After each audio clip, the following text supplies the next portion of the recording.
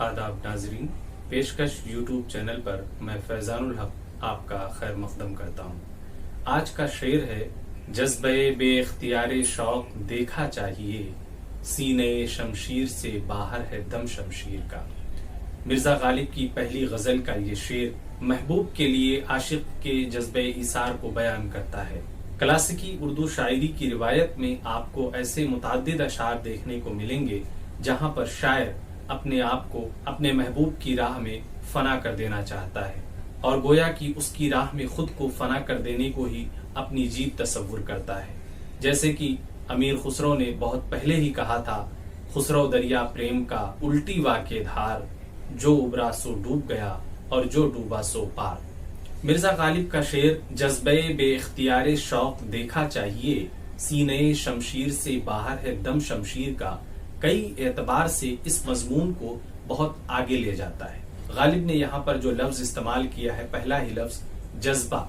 जज्बा कहते हैं कशिश को, खींचने को या खिंचाव को। उसी के साथ एक लफ्ज का इजाफा किया है गालिब ने, सिफत उसकी जज्बे बेइख्तियार, यानी जज्बे के अंदर एक कशिश तो होती ही है, लेकिन ऐसा जज्बा जो बेइख्तियार भी कर रहा है, यानी जिस चीज को खींचा जाता है तो खींचने वाली चीज गोया कि अपना इख्तियार खो बैठती है। इसीलिए गालिब ने यहाँ पर आशिक के जिस जज्बे का इजहार किया है, जिस शौक का इजहार किया है या उसके मुतालिक गुफ्तगू की है, उसके अंदर बेपनाह कशिश मौजूद है। पहला मिसरा, जज्बे बेइख्तियारे शौक देखा चाहिए। अब यहाँ पर सबसे पहले वजाहत तलब लफ्ज शौक है। शौक ये किसका शौक है, किस चीज का शौक है? अगर हम इसे आशिक का शौक कहते हैं तो मुराद आशिक का शौक शहादत है, यानी आशिक इतनी शिद्दत से महबूब की राह में खुद को कुर्बान कर देना चाहता है या उसकी तलवार के नीचे अपनी गर्दन रखना चाहता है कि उससे एक बेपनाह कशिश पैदा हो गई है। अब इस कशिश का नतीजा ये है कि सीने शमशीर से बाहर है दम शमशीर का। अगला मिसरा इसी पहले मिसरे की वजाहत कर रहा है।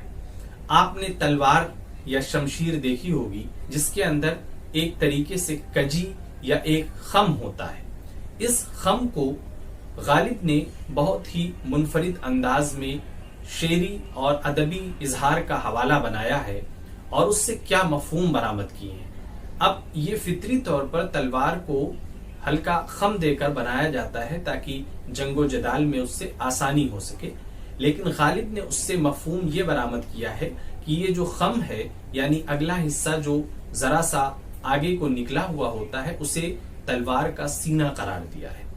अब गोया कि तलवार का भी सीना है। अगला लफ्ज ये है कि सीने शमशीर से बाहर है दम शमशीर का, यानी एक तो शमशीर का सीना होता है जो खम है, दूसरा लफ्ज है शमशीर का दम। दम कहते हैं धार को, तेजी को, यानी चाकू या छुरी या किसी किस्म के औजार को जब आप तेज करते हैं तो उसके अंदर एक आबदार तेजी पैदा हो जाती है, उस धार को दम कहते हैं।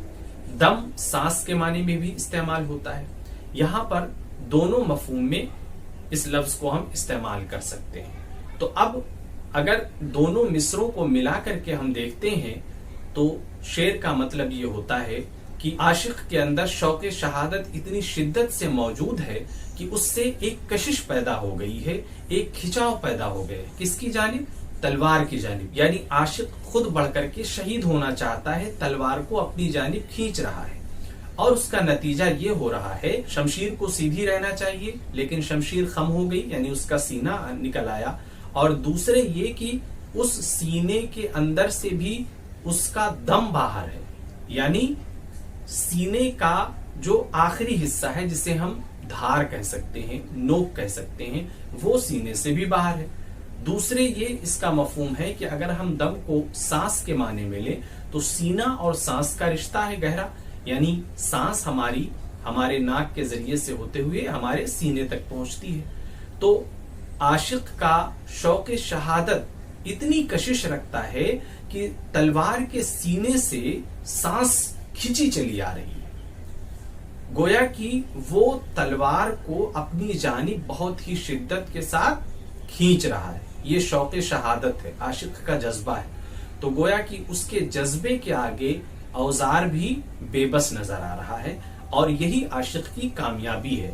کامیابی کے ساتھ اس کے ایثار کا جذبہ بھی آپ ملاحظہ کر سکتے ہیں کہ کتنا شدید ہے. یہ عاشق یا اس قسم کے کردار آپ کو اردو کی کلاسیکی شاعری ہی میں ملیں گے. اسی لیے تو میر تقی میر نے کہا تھا، عاشق سا تو سادہ کوئی اور نہ ہوگا دنیا میں، جی کے زیاں کو عشق میں اس کے اپنا وارا جانے ہے. غالب نے اس شعر کے اندر عاشق کے شوق شہادت کو نہایت منفرد انداز میں بیان کیا ہے. شکریہ. ملتے ہیں اگلی ویڈیو میں. خدا حافظ.